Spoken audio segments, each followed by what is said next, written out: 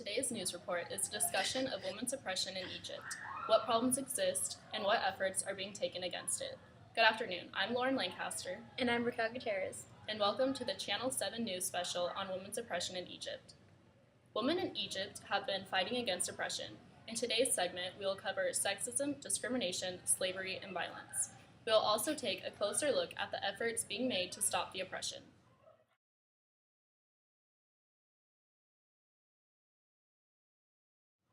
Sexism is the attitudes or behavior based on traditional stereotypes of sexual roles. Discrimination is when someone makes a distinction in favor of or against a person or thing on the basis of their group, class, or category. Sexist attitudes stem from traditional stereotypes of gender roles, including the belief that a person of one sex is superior to a person of another.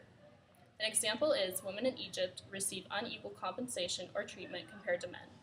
Some more serious cases of sexism lead to sexual harassment, rape, and other forms of sexual violence. News reporter Ryan Miranda comes to us with more information on slavery.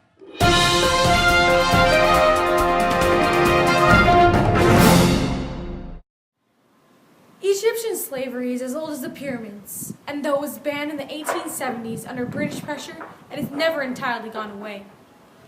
Egypt is a source, transit, and destination country for women and children trafficked for the purpose of forced labor and sexual exploitation. The government of Egypt does not fully comply with minimum standards for the elimination of trafficking. However, it is making significant efforts to do so.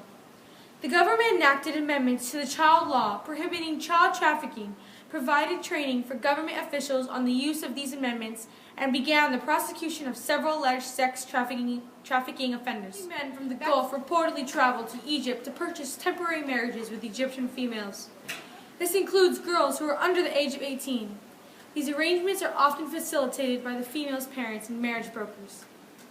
Child sex tourism is increasingly reported in Cairo, Alexandria, and Luxor. Young females may be coerced into prostitution in Cairo's nightclubs by families or Sudanese gang members. Egypt is a transit country for women trafficked from Uzbekistan, Moldova, Ukraine, Russia, and other Eastern European countries to Israel for sexual exploitations.